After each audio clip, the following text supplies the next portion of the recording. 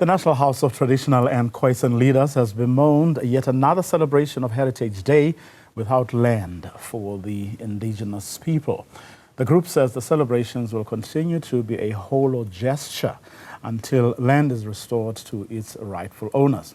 Let's speak now to the chairperson of the National House of Traditional and Khoisan Leaders, Kgosi, Thabo, Seatlholo. Kgosi, a very good afternoon to you. Thanks very much for your time. Quite an indictment that 31 years into democracy, we're still talking about communities confined to 13% of largely barren land.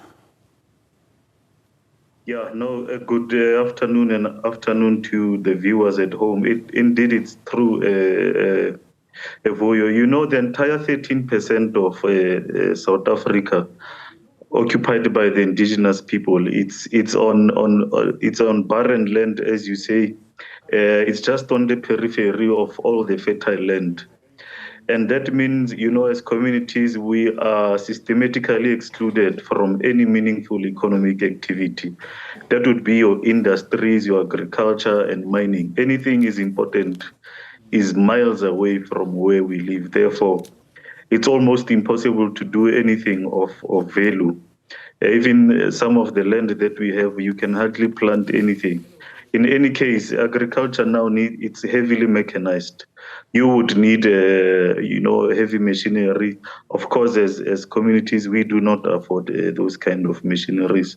They're very hard to access them in the necessary departments. Who is not doing what?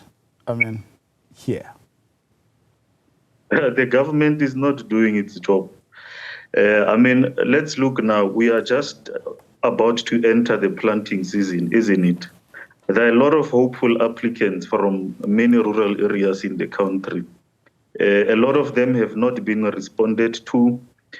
And even at a point whereby they have responded actually to you, you might find that they will bring the inputs very late into the season where it's impossible now to plant because you work according to nature.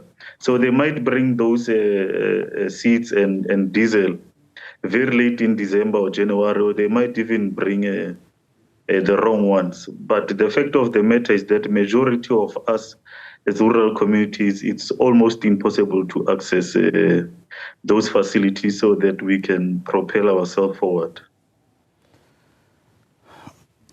These people who you say are the ones who aren't doing what they're supposed to do, you meet with them ever so often. Every year, the president and his deputy, they get to address the National House. They come to traditional areas where they are met by Kgosi and kings. But one doesn't get a sense that you get to tell them the truth or get them to know and appreciate the fact that you're not there just to receive them, smile with them, welcome them, sing, get communities to sing for them, but they should be there to actually deliver what traditional communities in particular actually deserve. Look, as houses of traditional leaders, we agitate on behalf of our people. Whenever we get the opportunity to engage government and even the private sector for that matter, our responsibility is to make sure that we speak to the needs of the many rural women and youth primarily, who are out there trying their luck in whatever economic activity they're trying to do. And I think we do that properly. About a month ago, we hosted a midterm review to reiterate on these issues, to say, Deputy President and our ministers, the Minister of Agriculture, you need to go to rural people and present your plan, but not only present your plan. Minister Steenhuisen, you need to implement it. We need to see you very often in rural areas whereby you are providing the necessary training, you are providing the necessary machinery, which is tractors and other implements, to make sure that our people stop over-reliance on government. They are able to make a living for themselves. So a lot of times, I think where the mistake is that You find government trying to do things by themselves, even in terms of trying to provide solutions. They don't take the rural people with when they try to find solutions. And I think we understand our situation better. It should not just be, solutions that are coming from Pretoria without having to engage and speak to the people who are affected by the proposed solutions. So we need speed from the GNU. People cannot wait anymore because it's about their lives. Too many of our people are squashed in Alexandra and everywhere else.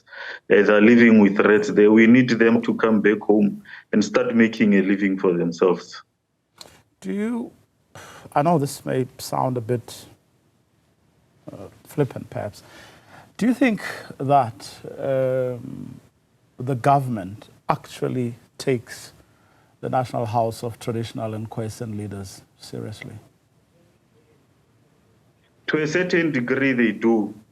But for the longest time, it has just been promises. It's not a question of the National House per se, but it's a question of rural people. The National House can cease to exist today, but the situation of rural people will remain the same. So our responsibility is to speak on behalf of our people, to say, you can sing and dance, you can make traditional food that you do not produce, the food that you are wearing, you are not producing. We cannot just be happy to say we are proud of that. The minimum that we can do is to produce what we eat and eat what we produce. Whether they take us seriously or not, the bottom line is that the situation of rural people needs to change. And somebody needs to say it. Let me thank you very much for your time.